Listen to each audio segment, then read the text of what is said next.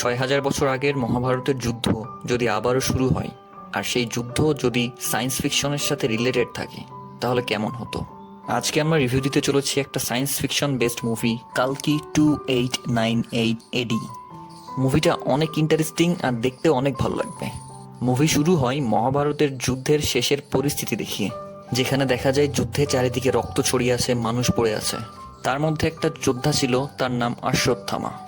অশ্বত্থামা এত রাগের মধ্যে ছিল যে সে অর্জুনের ছেলে অভিমন্যুর স্ত্রীর উপরে একটা ব্রহ্মাস্ত্র চালাই দেয়।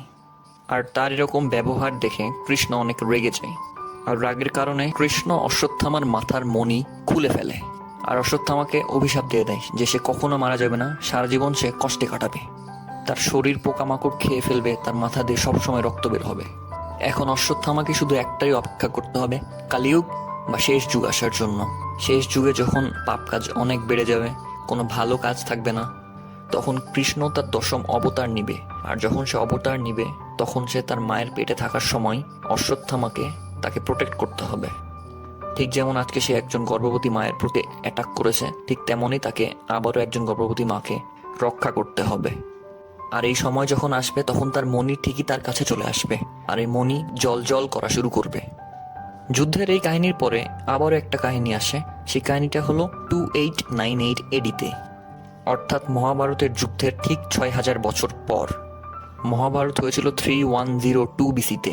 এখানে এমন একটা পৃথিবী দেখায় যেখানে সবকিছু ধ্বংস হয়ে গেছে, চারিদিক শুকিয়ে আছে, কোথাও কোনো পানি নেই, পৃথিবীতে কোনো কিছুই বেঁচে নেই, শুধু পৃথিবীর প্রথম শহর কাশীকে ছাড়া। কাশী এখন পৃথিবীর প্রথম আর শেষ শহর, আর এই কাশী শহরে এখন রাজত্ব করে সুপ্রিম রুলার ইয়াস্কিন।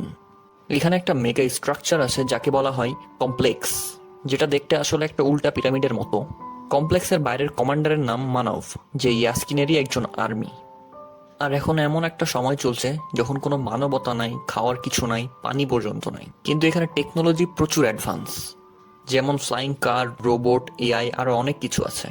অর্থাৎ 2024 সালে আমরা যেমন অনেক কিছু ইম্পসিবল ভাবি, এই সময়টাতে সেরকম সব কিছুই হয়ে গেছে। এই কমপ্লেক্সের ভিতরেই অনেক ধনী মানুষেরা থাকে, আর এই কমপ্লেক্সের ভিতরে কোনো কিছুরই অভাব নেই। এখানে আছে পানি, ফল, গাছ, সব কিছুই। আর যারা গরিব লোক আছে, তাদেরকে কমপ্লেক্সের বাইরে থেকে এখানে নিয়ে এসে কাজ করানো হয়। এখানে অনেক বাউন্টি হান্টার্সও আছে যারা পয়েন্ট সংগ্রহ করে। এটাকে মেইনলি ইউনিট বলা হয়। এখানে আমাদের যেমন টাকার প্রচলন আছে, এখানে তেমন ইউনিটের প্রচলন আছে। কারো কাছে যদি 1 মিলিয়ন ইউনিট থাকে, তাহলে সে কমপ্লেক্সে প্রবেশ করতে পারবে। আর এখানে এমন এক ধরনের টেকনোলজি আছে যেখানে কারো শরীরে স্ক্যান করলেই তার সমস্ত ডেটা দেখা যায়। তার কাছে কত টাকা আছে, সে কি কি করে, আগে কি কি করেছে, সবই দেখা যায়। আর এই দুনিয়ায় সব থেকে বাজে অবস্থায় রয়েছে মেয়েরা, বিশেষ করে ভার্জিন মেয়েরা। এর কারণ হলো এই যে ইয়াস্কিন আছে, সে এক ধরনের কালীযুগের ডিমন। সে নিজেকে গড ভাবে। ওর বয়স 200 বছরেরও বেশি। আর ও প্রত্যেকটা ফিমেলকে নিজের সিড দ্বারা প্রেগনেন্ট করে, আর সেখান থেকে একটা সিরাম বের করে। আসলে ওর এমন একটা মেয়ে দরকার যে ওর সিডকে 150 দিনের বেশি গর্ভধারণ করতে পারবে। যেই মেয়ে 150 দিনের বেশি সিডকে নিয়ে রাখতে পারবে, তার গর্ভ থেকে সিরাম এক্সট্রাক্ট করা হবে, আর সেই সিরাম ইয়াস্কিন তার নিজের কাজে লাগাবে। কিন্তু এখন পর্যন্ত কোনো মেয়েই এতদিন ধরে প্রেগনেন্ট থাকতে পারেনি, সবাই তার আগে মারা গেছে। এখানে মেয়েদেরকে শুধু ইউজ করা হয় এই কারণেই। এই জন্য বাউন্টি হান্টাররাও ভার্জিন মেয়েদেরকে আলাদা করে রাখতো এবং তাদেরকে বিক্রি করে দিত ইউনিটের জন্য। আর তাদের প্রত্যেকের একটা উদ্দেশ্য ছিল যে তারা কমপ্লেক্সের ভিতরে যাবে, কারণ কমপ্লেক্সের ভিতরে একটা আলাদা দুনিয়া ছিল। বাইরে তো সবকিছুই খারাপ, কিন্তু কমপ্লেক্সের ভিতরে সবকিছু আলাদা ছিল, সবকিছু ভালো ছিল। এরপরে দেখা যায় একটা মেয়েকে একটা ট্রায়াঙ্গুলার চেম্বারের মধ্যে রাখা হয়েছে। সে 90 দিনের প্রেগনেন্ট ছিল। তার শরীর থেকে এখন সিরাম এক্সট্রাক্ট করার জন্য তাকে চেম্বারে নিয়ে আসা হয়েছে। সিরাম এক্সট্রাক্ট করা হয়ে গেলে সে মেয়েটাকে আগুনের মধ্যে ফেলে দেওয়া হয়। এভাবেই শত শত হাজার হাজার মেয়েকে মেরে ফেলা হয়েছে। যেই সায়েন্টিস্টরা এই সিরাম বানানোর কাজ করছিল, তারাও ভীষণ ক্ষুব্ধ হয়ে গেছিল। তাই একটা সায়েন্টিস্ট ইয়াস্কিনের সাথে দেখা করতে যায়। সেই ইয়াস্কিনের সাথে দেখা করতে যাওয়ার আগে একটা বোতলের মধ্যে করে কিছু বিষ নিয়ে যায়। কাউন্সিলর মানি সায়েন্টিস্টকে ইয়াস্কিনের কাছে নিয়ে যায়। সিরাম নেওয়ার পরেই ইয়াস্কিন বাতাসে ভাসতে ভাসতে হঠাৎ পড়ে যায়, আর বলে অনেকদিন পর কেউ তাকে মারার চেষ্টা করেছে। ইয়াস্কিন তার সিরাম বানানোর কাজ চালিয়ে যেতে চায়। ইয়াস্কিন ভাবে যে এটা হচ্ছে নতুন যুগের আরম্ভ। এখন প্রশ্ন হলো যে এত পরিমাণে পাপ বেড়ে গেছে, তাহলে কোথাও কি কোনো ভালো নাই? কোথাও কি কোনো ভালো কাজ হয় না, বা ভালো মানুষ নেই? অবশ্যই আছে। তারা থাকে অন্য একটা জায়গায়। তারা এখনো গডে বিশ্বাস করে। তাদেরকে বলা হয় রেবেল। তারা থাকে সম্ভালাই, যে জায়গাটা অনেক লুকায়িত। ইয়াস্কিন আর কমান্ডার এরা এখন এই জায়গাটা খুঁজে পায়নি। তারা এই জায়গাটা খুঁজে পেলে এই জায়গাটাকেও তারা ধ্বংস করে ফেলতো।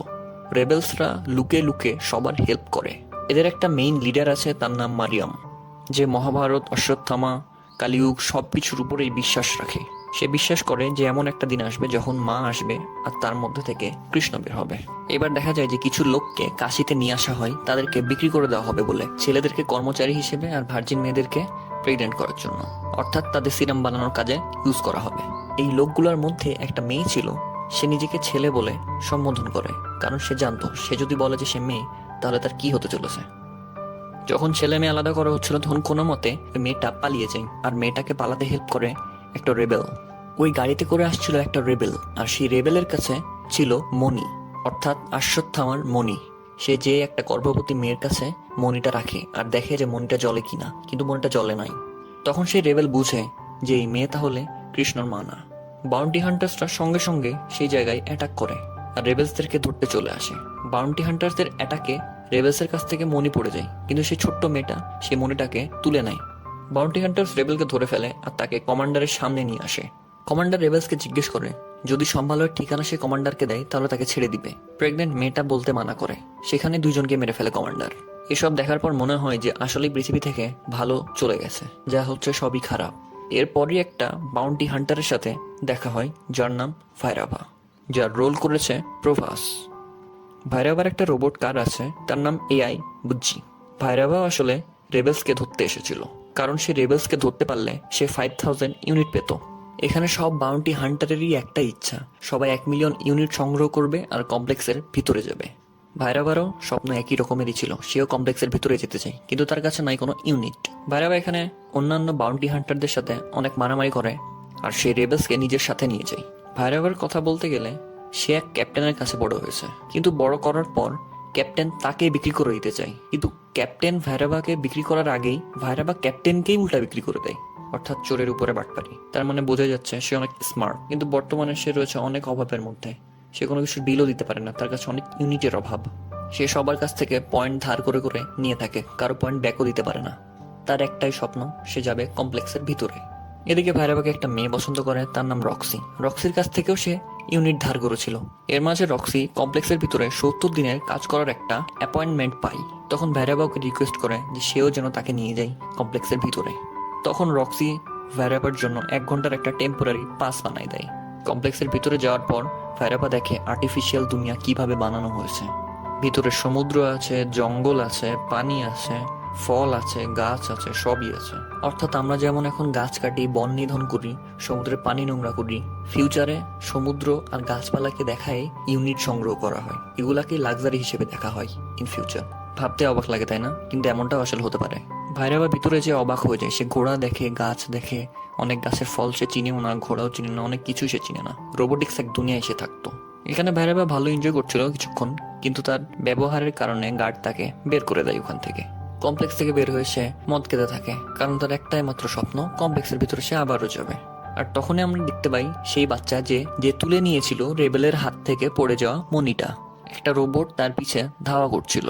বাচ্চা মেয়েটা চলতে চলতে হঠাৎ একটা পুরনো শিব মন্দিরের মধ্যে পড়ে যায়, যেটা আন্ডারগ্রাউন্ড ছিল। আর সেই শিব মন্দিরের মধ্যেই ফাইনালি দেখা যায় এনশিয়েন্ট অশ্বত্থামাকে। অশ্বত্থামা কোনোভাবে এই বাচ্চা মেয়েটাকে রোবটের হাত থেকে বাঁচিয়ে ফেলে। ছোট বাচ্চা মেয়েটা অশ্বত্থামাকে ওই মণিটা দেখায় আর মণিটা সঙ্গে সঙ্গে জ্বলা শুরু করে। অশ্বত্থামা মণি দেখার পরে বুঝতে পারে যে কৃষ্ণের জন্ম হতে চলেছে, অর্থাৎ কেউ একজন মা হয়েছে যাকে তার এখন প্রোটেক্ট করতে হবে। হ্যাঁ, একটা মেয়ে ছিল যে প্রেগনেন্ট ছিল 5 মাসেরও বেশি, অর্থাৎ 150 দিনেরও বেশি সে প্রেগনেন্ট ছিল, আর সেই হতে চলেছে মা, অর্থাৎ কালকি অবতারের মা। আর এই মেয়েটা ছিল ইয়াস্কিনের ল্যাবের মধ্যেরই একটা মেয়ে, যার নাম ছিল সুমতি। মেয়েটার রোল করেছে দীপিকা পাদুকোন। সুমতি 150 দিনের প্রেগনেন্ট জানার পর ল্যাবে তার সামনের রুমেই থাকা একটা মেয়ে সবাইকে জানিয়ে দেয় যে সুমতি 150 দিনের প্রেগনেন্ট। কারণ সুমতি সিরাম এক্সট্রাক্ট করতে পারলেই বাকি সব মেয়েরা বেঁচে যাবে, কিন্তু সুমতি চাচ্ছিল এই বাচ্চাটা জন্ম দিতে। সুমতিকে ছোটবেলায় তার বাবা মা ইউনিটসের জন্য বিক্রি করে দিয়েছিল এই ল্যাবে। এখন তার কাছে কেউই নেই, তাই সেই বাচ্চাটাকে বাঁচাতে চায়। সুমতিকে ট্রায়াঙ্গুলার মেশিনটার মধ্যে নিয়ে আসা হয় তার সিরাম এক্সট্রাক্ট করার জন্য। মেশিনের মধ্যে নিয়ে গেলে মেশিনটা হঠাৎই নষ্ট হয়ে যেতে থাকে, আগুন ধরে যায় চারিদিকে, আর সুমতি পড়ে যায় নিচে আগুনের দিকে। অর্থাৎ জ্বালামুখীর দিকে। জ্বালামুখীতে যখন ঠিক পড়তেই যাবে, ঠিক সেই সময় একটা মেয়ে চলে আসে। মেয়েটা হলো সুম্মাতির সামনের রুমে থাকা মেয়েটি। সেই মেয়েটা আসলে রেবেল। এই ল্যাবে সে লুকিয়ে লুকিয়ে কাজ করত। মেয়েটা সুম্মাতিকে বলে যে ল্যাবের বাইরে তার লোকেরা রয়েছে, অর্থাৎ আরো রেবেল আছে যারা তাকে সাহায্য করবে। সেই মেয়েটা সুম্মাতিকে বাঁচাতে যেয়ে ওখানেই মারা যায় ল্যাবের মধ্যে। কাউন্সিলর মানির কাছে অর্জুনের ধনুক আছে। এই সবকিছু চলার সময় সেই ধনুকটা হঠাৎই অ্যাক্টিভেট হয়ে যায়। কাউন্সিলর মানি সেটায় হাত দিলে 20 ফিটের মতো দূরে গিয়ে পড়ে। কেউ এই অর্জুনের ধনুককে ছুঁতে পারছিল না। সাথে সাথে দেখা যায় যে অশ্বত্থামা তার মণিকে অ্যাকসেপ্ট করে আর তার অভিশাপ শেষ হয়ে যাচ্ছে। তার শরীর আবার পুনরায় ঠিক হয়ে গেছে। সে তার মাথায় মণিটাকে পরে নেয়। তার এখন একটাই কাজ, সে মেয়েটাকে প্রোটেক্ট করা। সুমিতা যখন টানেল দিয়ে বের হতে থাকে তখন চারিদিকে আগুন ধরে যায়, কিন্তু তার আগুনে কিছুই হয় না, কারণ তার ভিতরে রয়েছে কৃষ্ণ। তাই তার কৃষ্ণের পাওয়ারে সে বেঁচে যায়। এত ঘটনা চলতে থাকার মধ্যে হঠাৎ ভাইরাবার সাথে একটা ঘটনা ঘটে যায়। তার উপরে হঠাৎই একটা মূর্তি এসে পড়ে। ভাইরাবও ফিল করে কোনো কিছু একটা ডিফারেন্ট হতে চলেছে চারিদিকে। বাইরে ওয়েট করা রেবেলদের কাছে সুমিতা চলে যায়। সুমিতাকে ওরা সাম্ভালা নিয়ে যাওয়ার প্ল্যান করতে থাকে। রেবেলদের মধ্যে ছিল একটা লোক আর একটা কাপল। তারা তিনজন মিলে সুমিতাকে সাম্ভালা নিয়ে যাওয়ার জন্য গাড়ি চালাতে থাকে। আসলে সুমিতার নাম সুমিতাও দিয়েছিল এই মেয়েটাই। মেয়েটার নাম কায়রা। সুমিতার কোনো নাম ছিল না। সে কখনোই জানতো না যে তার নাম কি, কারণ ছোটবেলাতেই তো তাকে বিক্রি করে দেওয়া হয়েছিল। তাকে ল্যাবে নাম দেওয়া হয়েছিল। এদিকে সুমিতার নামেরও বাউন্টি দেওয়া হয়েছে, আর বাউন্টি দেওয়া হয় 5 মিলিয়ন ইউনিট। এতগুলো ইউনিট দেখে ভেড়াবাও সুমিতার পিছে পড়ে যায়, কারণ তার তো উদ্দেশ্য একটাই, কমপ্লেক্সের ভিতরে যাওয়া। এই সময় বাউন্টি হান্টারদের সাথে অনেক মারামারি হয়, কায়রার মারামারি হয়। এক পর্যায়ে কায়রা মারা যায়। এদিকে সবাই বাউন্টি হান্টারদের হাতে পড়ে গেলে মুক্তি পাওয়ার আর কোনো পথই থাকে না। ঠিক সেই সময় অশ্বত্থামা সেখানে চলে আসে। অশ্বত্থামা এসে সব বাউন্টি হান্টারদেরকে মারতে থাকে। অশ্বত্থামার কাছে একটা লাঠিও ছিল। অশ্বত্থামা ছিল 8 ফিটেরও বেশি লম্বা আর অনেক শক্তিশালী। এদিকে ভাইরাবাও চলে আসে, আর অশ্বত্থামার সাথে ভাইরাবার মারামারি শুরু হয়ে যায়। ভাইরাবা অনেক ট্রাই করলেও অশ্বত্থামাকে হারাতে পারে না। অশ্বত্থামা সুমিতার কাছে যেয়ে তাকে মা বলে সম্বোধন করে। ভাইরাবাকে হারানোর পর অশ্বত্থামা সম্ভালাই চলে যায় রেবেলদের সাথে। সম্ভালাই সুমিতাকে কেউ নিতে চাচ্ছিল না, কারণ সম্ভালাই সুমিতা থাকলে সম্ভালাই অনেক ডেঞ্জারে পড়ে যাবে। কমান্ডার আর ইয়াসকিন তাদের উপর যে কোনো সময় হামলা করতে পারবে। কিন্তু সুমিতা সেখানে যাওয়ার পরই সঙ্গে সঙ্গে বৃষ্টি শুরু হয়ে যায়, গাছে পাতা ধরে, সকল ভবিষ্যৎবাণী ঠিক হয়ে যায়। তখন তারা সুমিতাকে তাদের মাঝেই নিয়ে নেয়। তারাও বুঝতে পারে যে কালকি অবতার তার মাধ্যমেই জন্ম হবে। এইদিকে ভাইরাবাকে ব্ল্যাকলিস্ট করে দেওয়া হয়। তাকে আর কখনোই কমপ্লেক্সে ঢুকতে দেওয়া হবে না।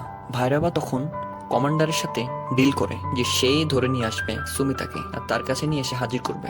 কমান্ডার তখন ভাইরাবাকে বলে যে সুমিতাকে নিয়ে আসতে পারলে তাকে সে ডিরেক্ট এন্ট্রি দিবে কমপ্লেক্সের মধ্যে। সে নিজে হাতে করে ধরে নিয়ে যাবে কমপ্লেক্সের ভিতরে। তাকে ভাইরাবা প্রস্তুতি নেয় সম্ভালয়ের ভিতরে যাওয়ার, কিন্তু সে কিভাবে যাবে, পথ তো চিনে নাই।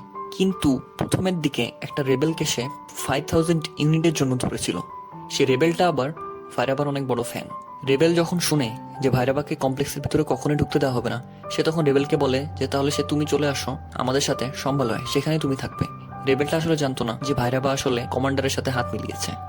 ভরসা করে ভাইরাবাকে রেবেল যখন সম্ভালয়ের ভিতরে নিয়ে যায়, তখন ভাইরাবা বলে সে শুধু তার নিজের কথা ভাবছিল, সেখানে এসেছে সুমিতাকে নিয়ে যেতে। এদিকে অশ্বত্থামা সুমিতাকে বুঝায় যে সুমিতার পেট থেকেই জন্ম হবে কৃষ্ণের, অর্থাৎ কালিযুগের অবতারের। তাই সে সবসময় সুমিতাকে প্রোটেক্ট করবে।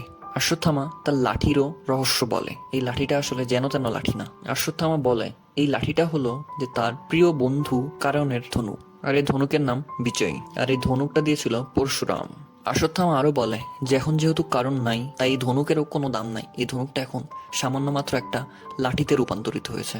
এদিকে সম্ভালয়ের মধ্যে ভাইরাবার সাথে সাথে কমান্ডার আর কমান্ডারের সৈন্যরাও চলে আসে অ্যাটাক করতে। কমান্ডারের কাছে ইয়াসকিনের বানানো অনেক অস্ত্রও ছিল, যেগুলো অনেক পাওয়ারফুল। যে অস্ত্র সম্ভালয়ের সকল অস্ত্রকে ধ্বংস করে দেওয়ার ক্ষমতা রাখে। অশ্বত্থামা আর ভাইরাবা এদিকে অনেক মারামারি করে। অশ্বত্থামা শেষে ভাইরাবাকে হারিয়েও দেয়, কিন্তু এদিকে কমান্ডার মারিয়ামকে খুন করে ফেলে। এইখানকার সিনগুলো ছিল অসাধারণ, আর ভিএফএক্সও ছিল অসাধারণ। এদিকে কমান্ডারের কাছ থেকে বাঁচার জন্য সুমিতা উপর থেকে পড়ে যায়। তখন সুমিতাকে বাঁচানোর জন্য দুইজনই চেষ্টা করে, অর্থাৎ অশ্বত্থামা আর ভাইরাবা। দুজনেরই দুইটা ডিফারেন্ট উদ্দেশ্য, কিন্তু বাঁচাতে চায় একই মানুষকে। কমান্ডার এসে অশ্বত্থামাকে বন্দি করে ফেলে, কারণ তার কাছে অলরেডি রয়েছে ইয়াসকিনের বানানো অস্ত্র।